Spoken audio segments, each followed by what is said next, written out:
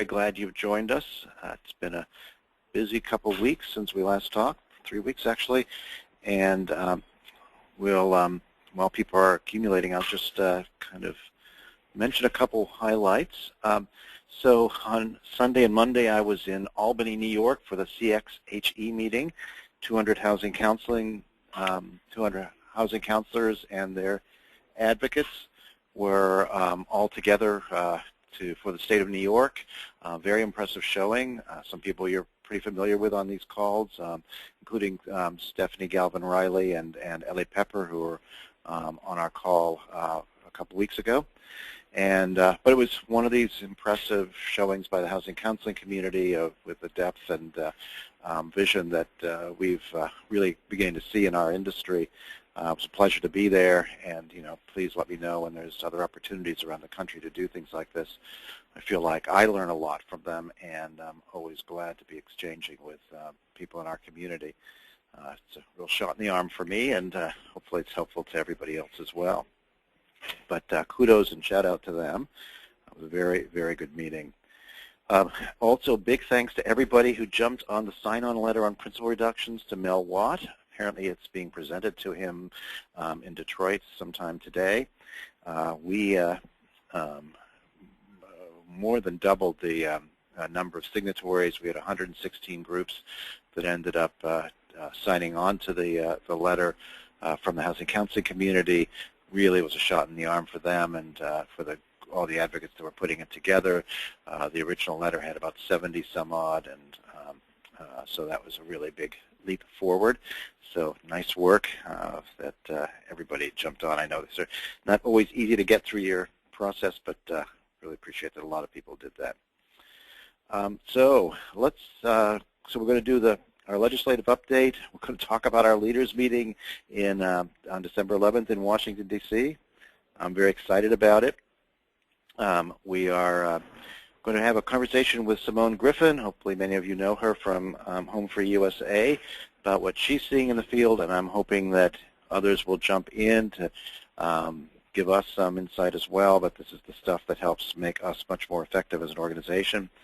We're going to talk about HCS profiles because I continue to get comments from people that they're not being shown up properly in the CFPB thing, and we can tell you how to fix that. We're going to talk about, I'll grab you. Okay. We just picked somebody up there. Hopefully that's just an aberration. Okay, and then we're welcoming some new members and want to encourage people to join NHRC at the end.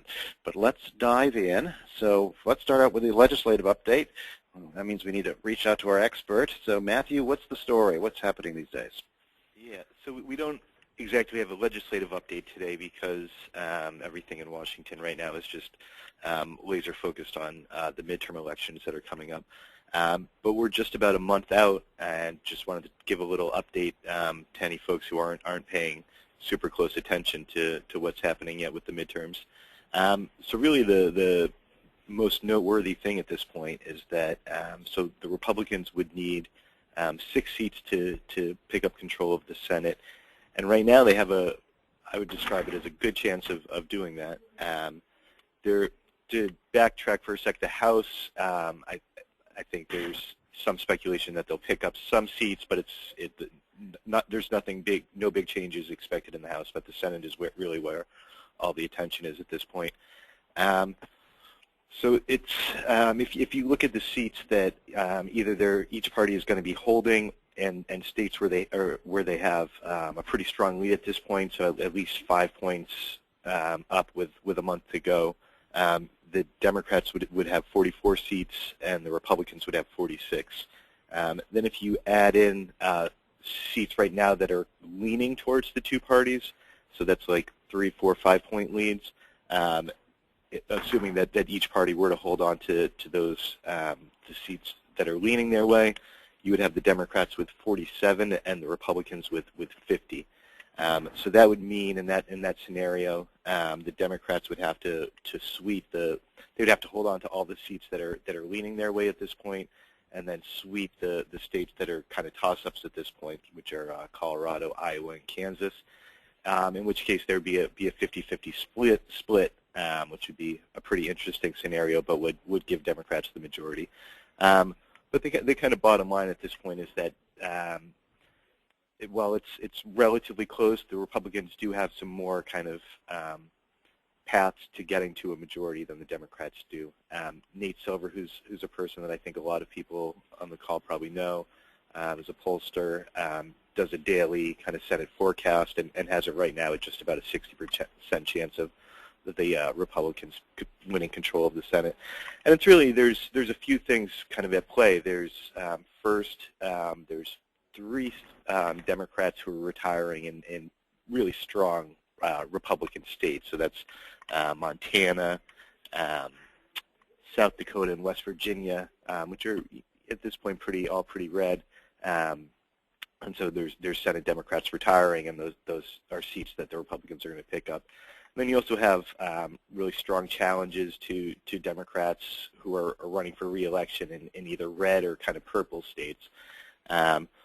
So I guess it's important to say that with more than a month to go, I mean it's coming up soon, but there's still time for one or more of these races to change and look a lot different. They could look a lot different in a week, and certainly could look a lot different in 3 weeks or come election day. So this is by no means a prediction that the Republicans will take control of the Senate, but just kind of putting it on people's radars that possibility is out there.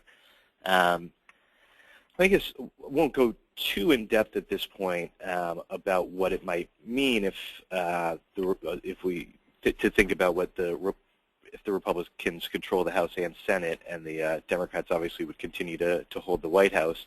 I mean, I think just to kind of say a little bit about it, I think there's widespread agreement that it would mean really no big legislation getting done for the remainder of President Obama's term. So if you think about things like immigration reform and some of the big priorities that Washington would theoretically like to get done in the next few years, I think there's not a lot of hope that those things would happen with the Republican-controlled Senate. But I mean, honestly, there's not a lot of chance of those things happening, even if the Democrats continue to hold the Senate, given the Republicans holding the House.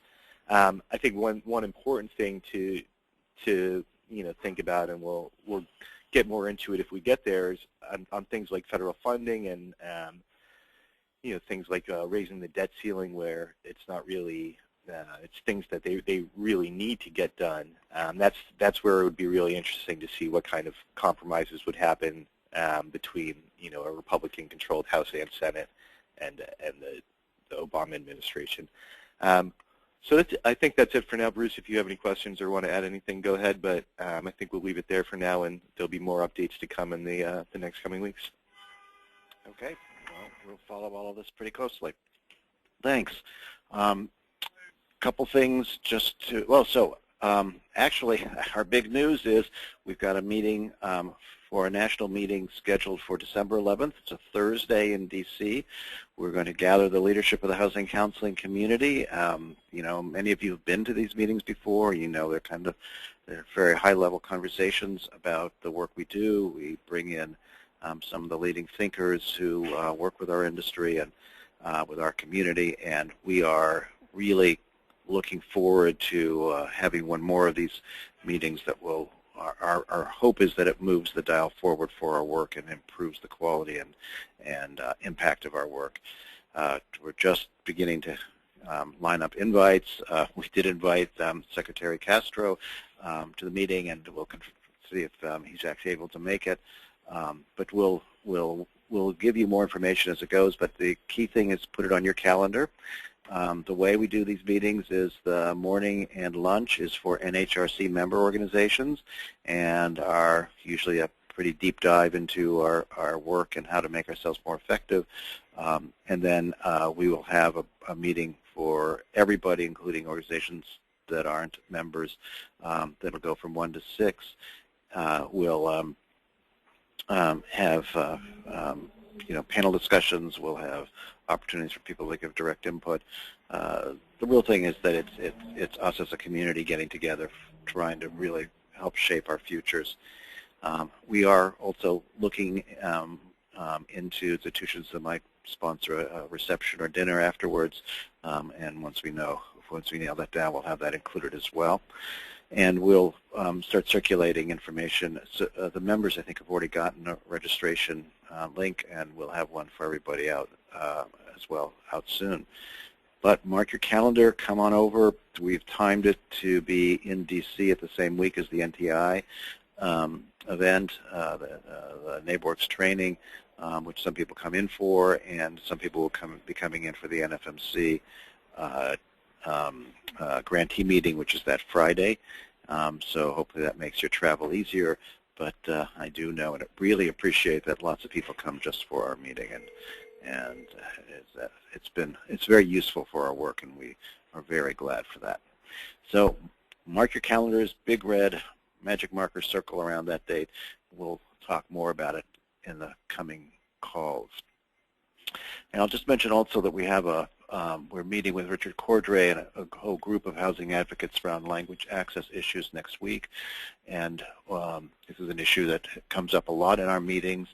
And we've been frustrated with the CFPB not moving forward on this. The fact that the director has called for a meeting around this issue it has been encouraging. So please feel free to continue elevating issues around language access. This will involve the kind of mortgage origination and especially mortgage servicing issues that we normally talk about, but also all kinds of things with CFPB and language access issues. So it'll have a broad impact, but we're hoping that this kind of triggers a more robust response from CFPB. All right, so we have a guest today, which is Simone Griffin. Many of you know Simone. She's been a leader in this work for a long time, an active participant in lots of the NHRC meetings and discussions. And Simone was kind enough to send me a memo of issues that came up in conversations she was having with her staff, with her member organizations. And these are the kinds of things that we need to know about and elevate. And I thought, this is how NHRC figures out what issues we should be working on and what we should be saying at meetings and how to get people to meetings. This is the backbone of our kind of work. And I thought, well, maybe we should have this as a conversation with everybody in the community. So we'll throw out some ideas, and hopefully some of you will chime in as well and tell us what you're seeing and either reinforce these or give us new directions on them. So that's the that's the list. So Simone, are you with us? I am. Can everyone hear me? Very clearly. Excellent. Okay. Very, good. Very good. Well, thanks for having me on, Bruce. As Bruce said, a couple of weeks ago, we talked to our network. This is about 61 agencies in 26 states. And we asked them a couple of questions, actually based on a lot of the discussions that we have been having within the NHRC family. And so went and asked them a bunch of different things. And it was very, very interesting what I learned from our agencies. So we're just going to go into and just talk about a few of the many things I learned. One is that disabilities are a huge issue. Many things do not, like hardest hit especially, they don't fund disability. And I should say hardest hit, I mean hardest hit in certain states, not across the board. For example, the state of Florida does not fund it at all. They're considering a change, but right now they do not fund.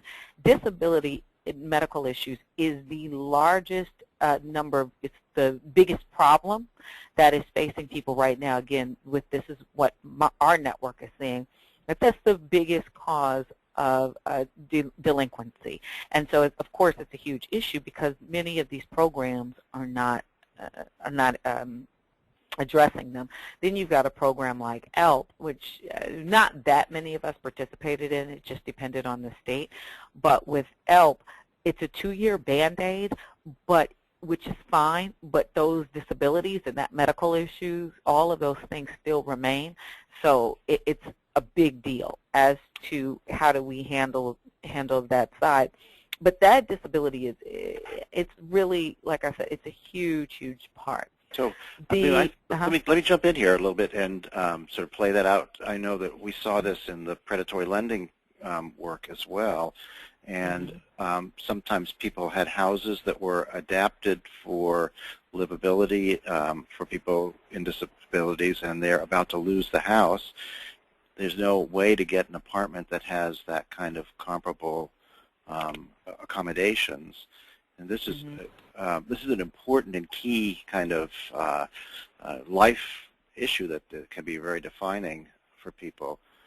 And it's the issue also people that have had a loss of income or have, well, actually, you said an interesting thing in your memo, which was in a little later section. You referred in the language access area, you said one of the language access issues was for people who are deaf. Which is a issue. Yes. Can you say more about that? Thing is right. The other part to the deaf thing, quite honestly, more goes into the language access, as you brought up. You know, many of these, and deaf is a disability, but I do believe in this, and we didn't get into this too much. It's looked upon in a different way because it is a, you know, life-sustaining issue. It's not an immediate injury. But the biggest problem with the deaf side is the language access. Many of these servicers, most of them, don't have TTY access and all those different things. So the issues that we may have with somebody speaking Portuguese, for example, I mean, it's way worse for the deaf. And I think that that is a group that is often taken, you know, for granted or just not focused on a lot. So that's a big deal, and I know for me, living in Washington, I actually live down the street from a deaf university, Gallaudet, and that's an issue that they're experiencing. So, and going to the translation part, it's the same thing as when you are, you know, when you speak Vietnamese or Filipino or whatever it may be. When you do those things, you still have to get a translator on the line. Well, a translator who doesn't speak, who's not adept in sign language, and then they're also not adept in the mortgage industry. Well, I should say the other way around. They're not adept in the mortgage industry, but yet they're great with the sign language. That's still, it's the same issue as we have over on the other side. And I think that's something going forward we really, really need to talk about as we're talking about language access, because that is that's not an area that's often discussed.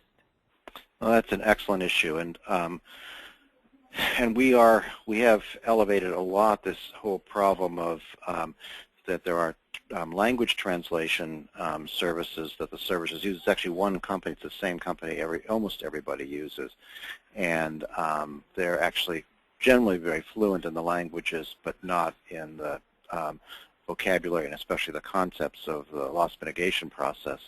So that a lot of counselors have told us that when they're on the line with the translation service, what their clients are being told can just be gobbledygook. Mm-hmm. You know, and that adds a different layer for people who are deaf. There's no translation buffer, but you still have to make sure that you understand the concepts, and that can be a difficult thing. That's really helpful to hear. Yeah. So we will raise this. We will add this to the list. Yeah, it's good.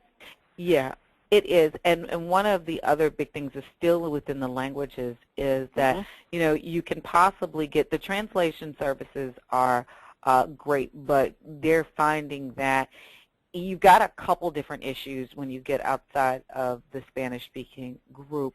One being that, you know, Spanish-speaking is probably the predominant language outside of English spoken in this country. So you've got Haitians, for example. They got Creole, and, you know, they speak Creole and all those different things. And you've got, I brought up the Portuguese. You've got all of these different groups in the U.S. that, quite frankly, don't have as much attention put on them, just like the deaf. And so I do think, you know, we bring this up, which is good with the Asian communities, you know, there in the meetings, but I do think that's something that we have to focus a little bit more on, making absolutely sure that when we're speaking about language access, that we're speaking about an infinite number of languages at this point. It's not just one or another. I mean, and so one of the problems that we're having in the public policy arena is sort of figuring out what's the minimum that a servicer should provide. And there's been this thinking about that Korean, Vietnamese, Tagalog, I think of all there's like 4 or 5 that have kind of come up on the list as the most common. But in a way, one of the concepts we're trying to get out is that if the servicer has a concentration in a community, as an example in southern Florida with the Haitian community and parts of New York, where Haitian Creole is the common language, that they ought to develop a specialty in that. So among communities in Minnesota and parts of California, I mean that there's where you have concentration, you should be able to meet the need, and it's not just the national numbers. You know, I don't know what we do about Bulgarian, right? I mean, there's going to be some folks that speak Bulgarian, and but we have got to get better at the most common ones and where there's concentrations. Okay. Okay. Yeah. Absolutely. We totally agree on. I'm sorry, it's right over there. Yeah, we totally agree. So moving on to, we had another topic, which was. So you had undocumented workers as one of your topics. Yes. Can I jump in on that one? Yeah. Why don't we do that? Okay. So that's a big issue with the undocumented workers. Of course, back during the housing bubble, these groups were allowed to get, were able to get loans because they had, I guess, their green cards, or I think that's what it was. But now, or I guess, no, they did stated docs, didn't they?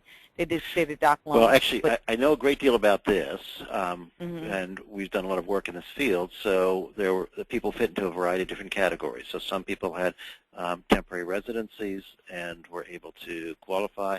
Some people were completely undocumented and qualified based on either using someone else's Social Security number, or there were a number of products that were available just on the that you didn't use a Social Security number, you used your ITIN number, so your federal tax ID number, to qualify. But anyway, so here's a reserve of these folks who are now coming through the system. So what was your experience? Okay, yes. The experience that our agencies has is basically servicers are not talking to them. Servicers will not, they will not offer to do a modification. This is not a language issue. This is simply, we're not speaking to you because you do not have the documentation that is needed to show that you're even able to own a property. So, we've done some work with NCLR and some other groups around this issue. And so for a HAMP modification, here, let me give you the quick definition as I understand it, the way it plays out. As we all know, HAMP has these heavy layers of anti-fraud provisions in them. And that becomes the threshold if you can get a HAMP mod on your loan. If it's if somebody used, if you use somebody else's Social Security number, that constitutes fraud in the application, and so technically we can't do a HAMP mod on those. On the other hand, if you got a straight ITIN loan without using somebody else's Social Security number, then they, our understanding is that Treasury does permit, and servicers should do a modification on those loans, and so that's permissible. And if that's not happening, we'd be interested in trying to elevate that to Treasury and seeing if we can't get that solved. There was, when this kind of shows up on the list, there's always people then asking also about, well, we have people who are interested in trying to buy a house and who are undocumented. Is there mortgage money available to that degree? So that's an area that if people want to chime in on what they've seen in the field, we do know there is some mortgage money that's even in today's environment available for some level of ITIN lending. I'm just going to jump in with a couple comments quickly for Well, I Yeah. think we're between topics. So first, from Barbara Irving, just agreeing with Simone, this is going back to the language access and the deaf conversation. She said, following Hurricane Ike, we experienced a tremendous number of deaf clients in need of loss mitigation, home repair, etc. We continue to have this population present, for which we've been able to get international sign language translation through our Office of Emergency Management. So I don't know if that's an option for in other states, or but that's maybe something we can explore more down the road. And then Rashika Hall said that her agency was able to get translation assistance from churches to provide Vietnamese. Other agencies have done the same for Creole, and just agreeing that translation is also badly needed.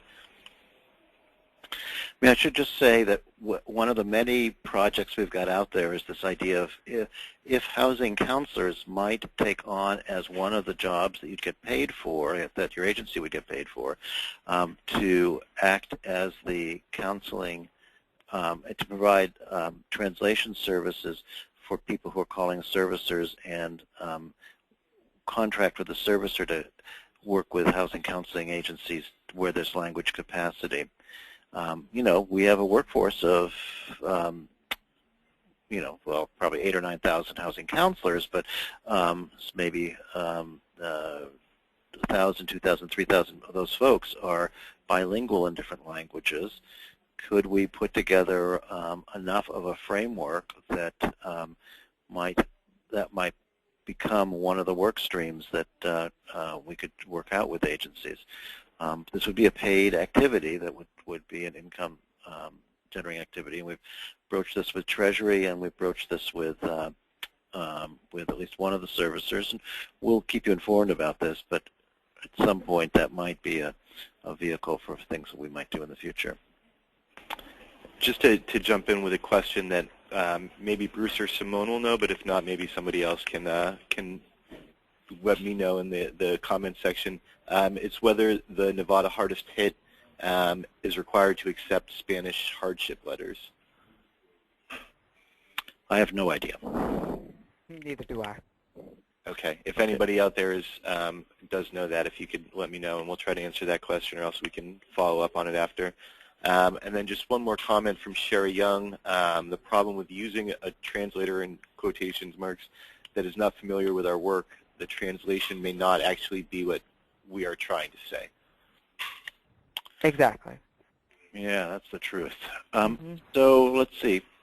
So Mortgage Debt Relief Act, I know you heard some about the principal reduction challenges that people have. Yeah, that's a big issue. Let me just sidebar. I just noticed this picture you guys have on of me. I was like, wow, that is an older picture. Very thorough. Oh. Anyway, for the Mortgage Debt Relief Act, we are finding, I appreciate that. We're finding that, first of all, this is deterring a lot of people from even doing the, trying to do a short sale. This is leading them into foreclosure, and they would like to do the right thing. They really want to short sale their home so that they can move on and control this. But when you put such a high tax bill onto them, they're not able to do that. That makes a huge difference, especially with seniors. There's just no way that they can they do that, because then on top of everything else, they're really going to have to file taxes, and it makes their lives tougher to even go through something like that. As a result, there are also more bankruptcies, and this is impacting, on a tax level, certainly principal reductions. That it's having a huge impact on that. Well, I should say, the principal reduction issue is impacted by the tax issue as well. They had one person who I believe got a $252,000 tax bill. And all of this is going in together. So that's a huge, huge deal, especially for our clients. I have here, some people will have this woman got a $25,000 1099. And, again, these people cannot pay for that. So our biggest issue is accelerated foreclosures. bankruptcies, increased bankruptcies, older clients, especially having an issue, and these excessive tax bills. And this one, that 25,000 one, they didn't even know about this. They were not aware until after they had sold their home. Oh, so this was on a short sale. This was on a short sale. Yeah, Right, that was on right. a short sale. They did not realize on that particular one that this was going to be the issue, and so then they ended up with a $25,000 1099. So in the policy world, we are trying to figure out how to jumpstart the Mortgage Foreclosure Debt Relief Act. And one thought people had was it would be very compelling if we had 4 or 5 examples of people who couldn't make a decision or deferred making a decision or did not decide to get a principal reduction because of the tax consequences. And so out there in the field, if you've got clients who have decided to walk away from what looked like the best option for them, we would love to, and they're willing to, have their name in the paper. We would love to try to package that up and see if we couldn't get a Washington Post or New York Times or LA Times, some major newspaper to do an article. And probably we'll probably time this to be in right after the November elections, so that nothing's going to happen between now and then, but then to try to get this, to push this through. So to the extent that you all have examples and people that would be willing to talk to the media and have a little bit of patience, because we won't move it right away, please let Matthew or me know. So let's see, second loan issues, second position loans. Well, that actually goes into a huge issue with our HUD housing counseling funding, because at this point, NFMC, and this came from a couple of actually some of our Asian organizations, and I know everybody is having an issue. I just noticed that those were the ones that spoke up a lot on this. NFMC does not pay for that. They do not have many other funding options. So this is one of those where they rely on HUD or other funding. And if they don't get that, and they can't turn clients away, so this provides a huge, huge issue for them. And they're seeing more second mortgages come in than primary mortgages, which means that they are, in essence, losing money. So that's a big deal. And like I said, that goes into whole housing counseling funding, which is, there's a lot more to that discussion in terms of why it's so essential. And we can go into that in a minute. Well, and so we may see some more opportunities in this area as well, because in the settlements that are coming up, extinguishing second position loans are one of the eligible activities, and it's not always as valuable as other activities, but it's actually quite easy for them to do, or easy enough for them to do, in places where the second position loan has lost some or all of its value. This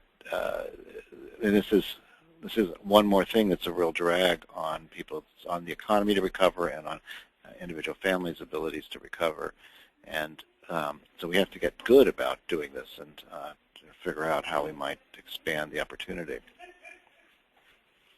Mm-hmm. So homeless clients, so you're getting I'm just more... going to jump in with one quick comment. Sergio Claro saying that he's seen lots of 10-year balloon second mortgages that were originated in 2004 that are causing a lot of hardship to homeowners. Mm-hmm. They were originated in 2004? Oh, so that's right, the 10 years. Got it. Okay, a little slow to pick up here. Yeah, absolutely. So there were a lot of 10-year, well, so they're 10-year balloons. I know there were a lot of 30-year mortgages with 10-year first step adjustable position loans. So both those might be triggered. Now it's especially big in the West Coast. Yeah, so yeah, those are... and that was where our agencies were talking about. They were from the West Coast. Oh, yeah? These were all California agencies, in fact. And there was also the 2080s, which were you'd get an 80% mortgage and then a 20% second, which paid for your down payment, combined to make 100% LTV loan, so no money up front by doing the 2 stages, and obviously the second was a lot more expensive rate and price, and when things got into trouble, people ended up having trouble with both, and easier typically to modify the first than the second. Right. Yep, lots of difficulties like this. So homeless clients, this I totally caught my eye when you brought this up. So tell us more about that. Well, and I'll take that back to housing counseling funding as well. First of all, we've got a couple issues there. The number of homeless client counseling that's needed is really growing. But the biggest part of this, and this is where our agencies have major issues, is that it is not the homelessness is very tightly defined, and it is defined as somebody who lives in their car or in a shelter. Well, there is an issue with a lot of our clients, our agency's clients, where they are able to stay in somebody's home. This may be a family member or something like that, but there may be 3 or 4 families in a 2-bedroom home. I mean, you know, just it's a great thing. I mean, it's fortunate that they're even able to get under somebody's house. But when you've got 4 families living in a small 2-bedroom home, that's a problem, and they're one step away. And so expanding the homeless counseling, you know, what is defined as a homeless person, is really something that has to be addressed. And that's a huge thing, and I did mention that to Sarah Jarek. You know, that's a big, big deal. And that's where most of our HUD funding for our counselors are going to. It's going to subsidize that, and there's nowhere else right now that they can get funding from that. And because the funding is being cut, and yet this group of homeless people is growing significantly, it's proven to be a real problem. And at this point, you know, I asked, well, could it be considered the beginnings of rental counseling? And it can't. They're so far away from even renting on their own that there's no other way that you could classify them besides homeless. It's interesting. I think when you look at who does homeless counseling versus the groups that are doing traditional housing counseling, it tends to be that those groups specialize in the homeless counseling field and get a few homeless, and the regular groups get a few homeless cases. But I wonder if this is an emerging trend that our ones that specialize in delinquency counseling will see more of the homeless families coming in, and it's something we ought to pay attention to in terms of both skill set and resources about how you what the best and most useful things are to do for families that are in those situations. And let me just say, Bruce, you're right. This is an emerging trend. The agencies that I spoke to were not only doing, we're not focused on homeless counseling necessarily. Some were and others weren't. This is just, they're out there in the field. They may, if anything, they do rental counseling. And so they get people who come in the door. So yes, this is a huge emerging trend. The other side to this, and I forgot to mention that, is in certain areas, their Section 8 program has an 8-year waiting list. So that further inhibits them from finding housing. So this is a small niche of the homeless field, but here in Philadelphia, we're very close to the Salvation Army. I mean, they're across the street and down 2 blocks, and their homeless shelter there. And we, for a while, developed a niche of families that had been in a fire, were displaced, and got an insurance claim. And we helped a number of those families actually buy a house. And it was, I mean, they had the credit, they had all the pieces together, and they had household income.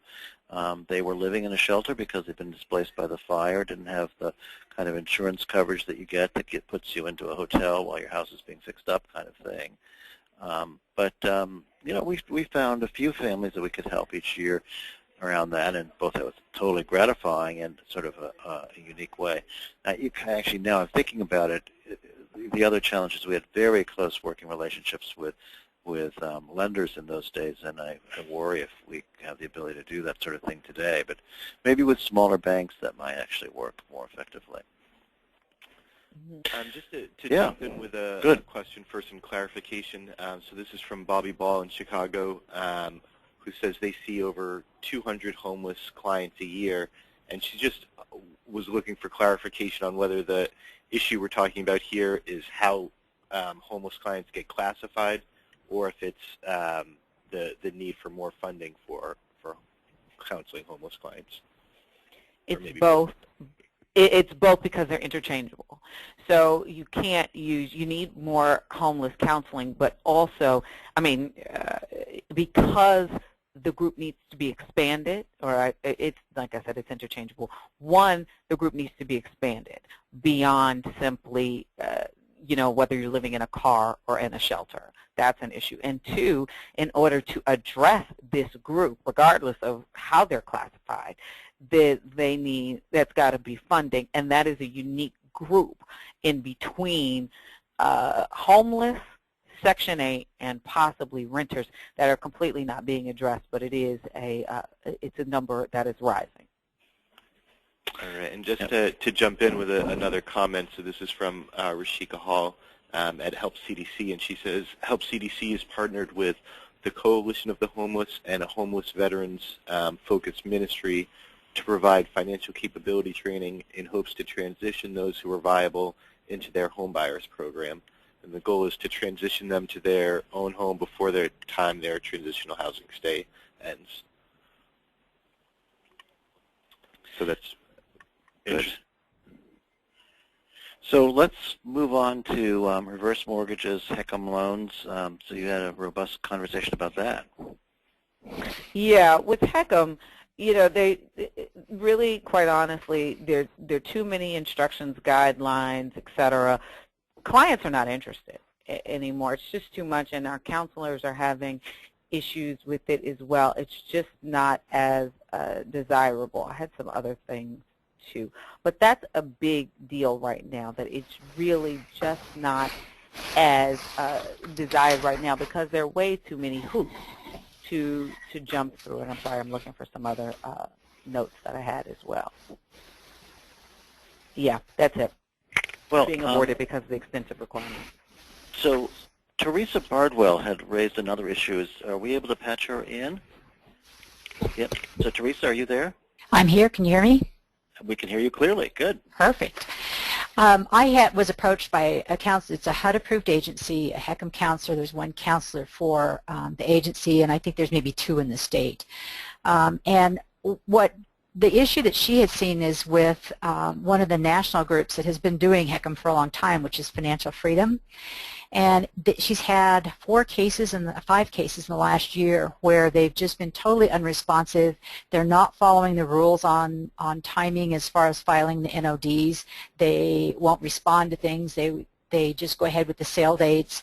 And they had one scenario that she outlined fully for me. She's got all the dates and all the backup for it. So Teresa, let's just hold up for a second. So NOD is notice of death, right? Oh, I'm sorry, notice of default. Notice of default. Okay, I'm sorry. Right. So that's kind of what starts your foreclosure process. Right. And then, so why are these being put into foreclosure?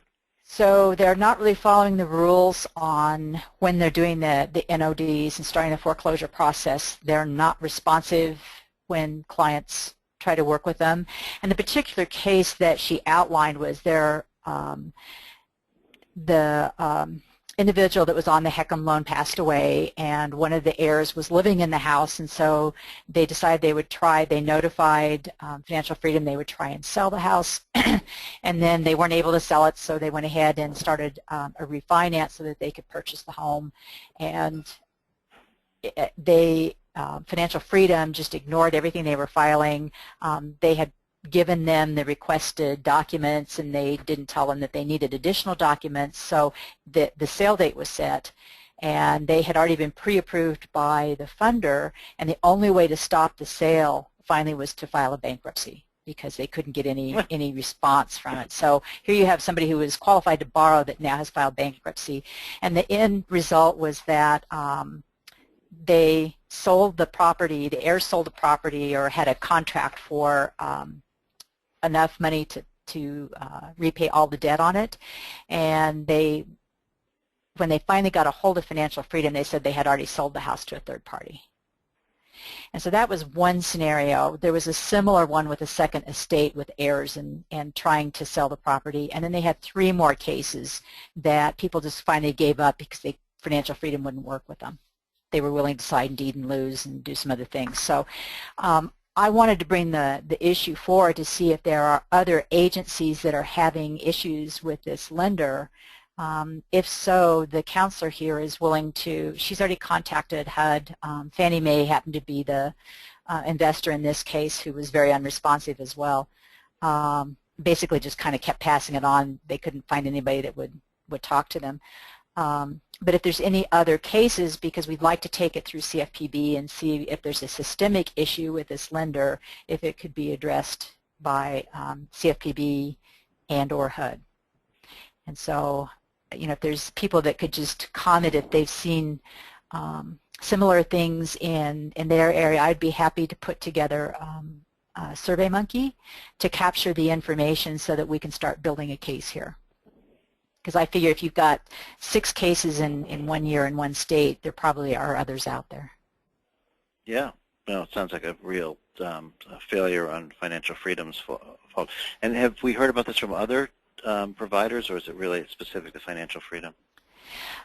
This was the one that she's dealt with. That there may be other providers, but as far as I know, this is the only one that she's seen the issue with.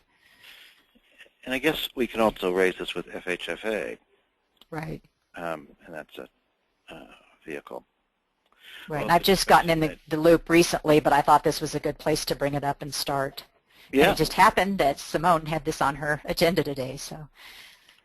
I'll just mention as well that CFPB this week for the first time is taking an enforcement action against, I forget the servicer, but for not complying with the new servicing rules.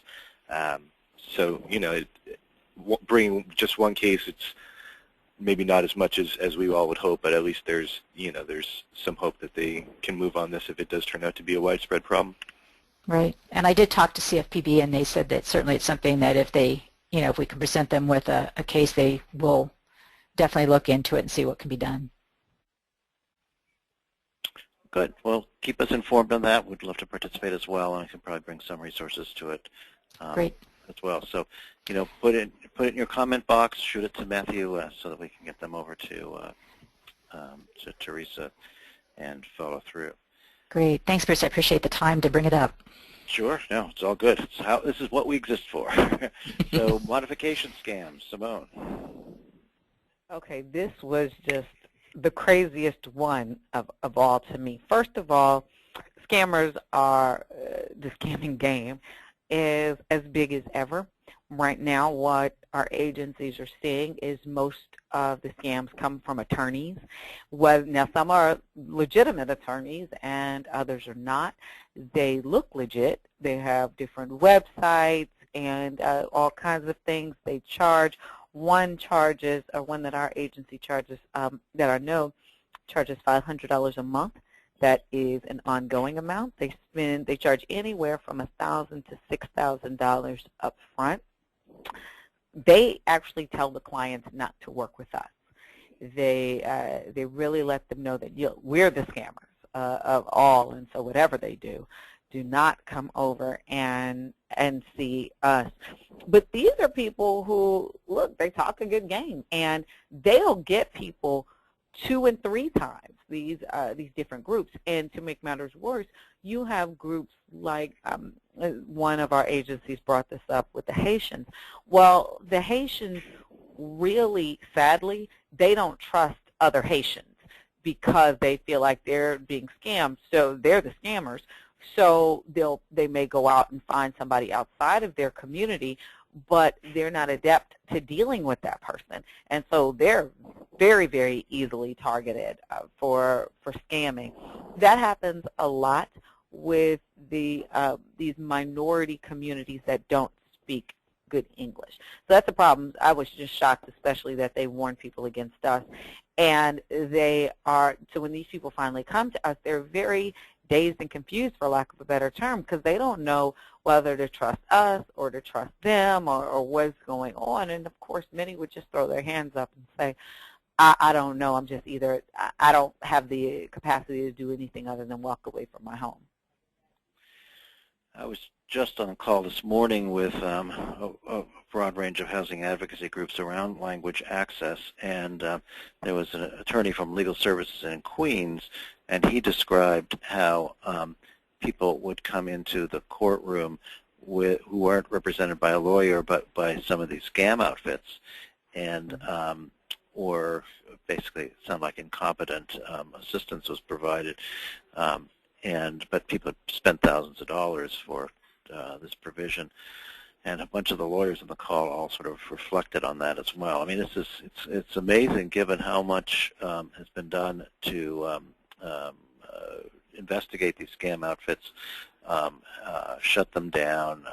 Quite a few people have been arrested, and cases have been made in a number of states. But it is this kind of whack-a-mole phenomenon where you push down in one place and 2 or 3 more heads pop up in other locations, or maybe same location, different name, to continue doing this. And this has unfortunately been one of the real driving forces around where people turn when they're in trouble. And it's always a question of who do you trust. Mm-hmm. It does speak to this issue that we brought up with the Secretary of HUD, that we need to figure out how to get our arms around, and that is how we elevate our public image. People really don't know about housing counseling, and it's only if you get guided here because you are getting incentive for a program or because you are in trouble on the loan, and obviously when you get to us, it's often late in the game. So the idea is, what can we do that would create enough momentum and visibility that people would think of us first when they're making major housing financial decisions? And that's something we could really use everybody's brain power on.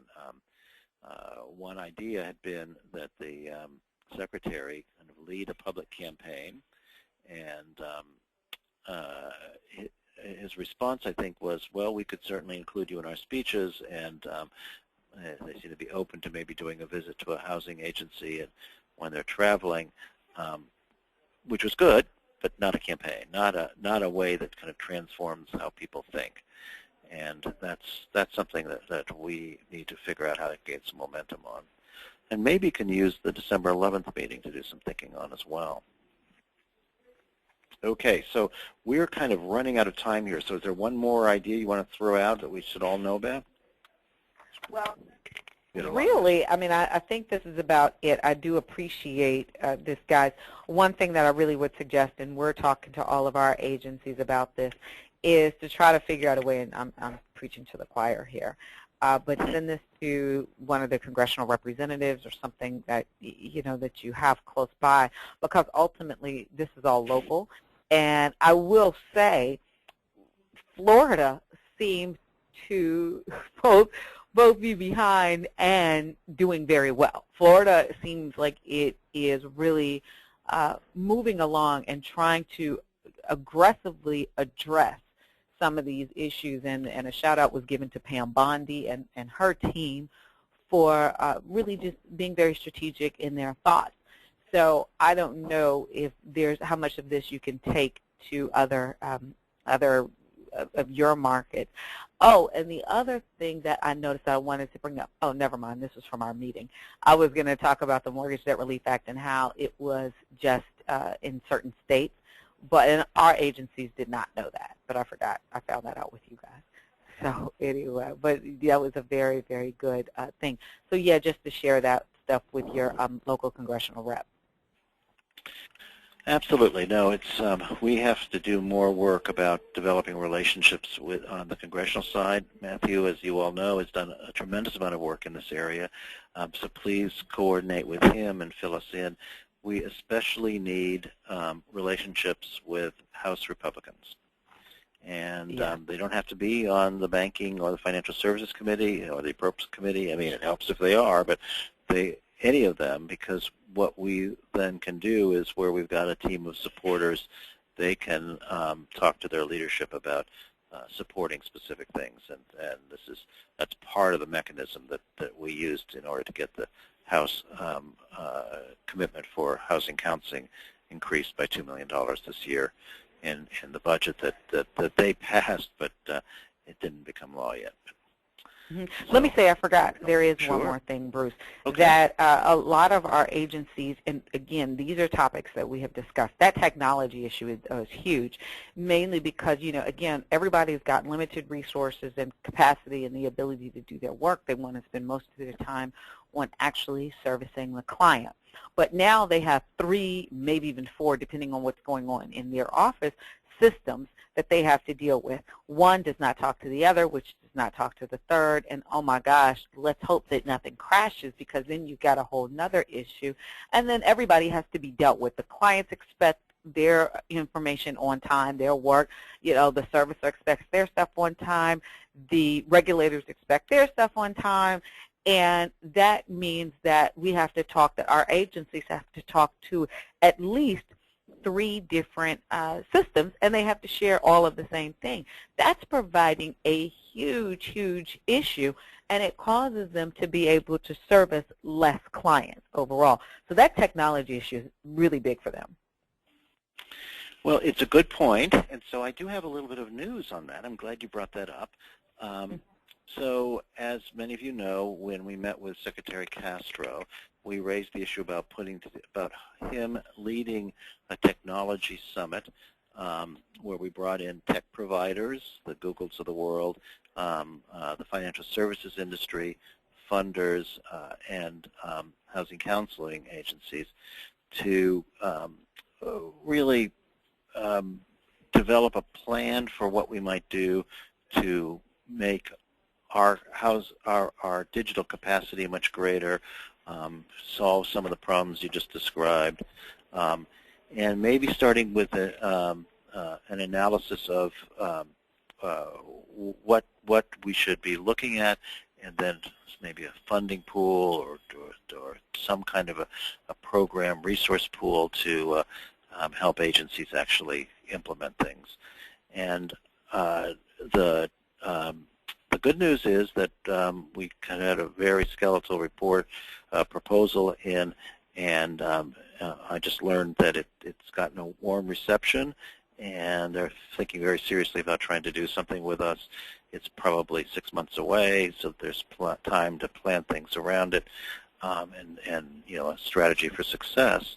But if this in fact gets off the ground, we would want to think about what could we do in local markets or in different programs that might all lead into this event. So maybe there's some work we can do about creating common reporting standards, or some common technology, or some needs analysis. And I know there's been some localities that have done some deep thinking about this technology issue, and if they can help elevate what they've learned, that would be very helpful too. Well, thank you so much, Simone. And please, others, feel free to let us know what you're hearing in the field, what you're seeing. This makes us pay attention to things in a different way, and it's very, very helpful.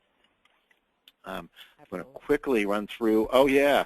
So I'm continuing to get people saying, oh, the CFPB Find Your Counselor doesn't work. My agency can't be found on it.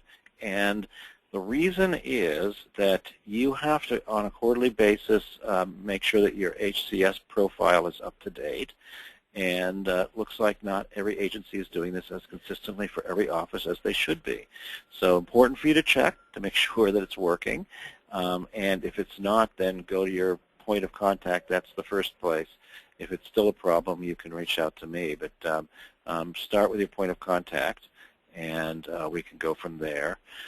Actually, another thing is if you have issues with your point of contact on other issues, we have elevated this issue with HUD about is there some streamlined way to resolve things, and you know, I think we're going to be making some progress on that, and hopefully by the next call we'll have some announcement or plan from HUD about it. But we may have a very positive outcome for the HUD task force on their good work.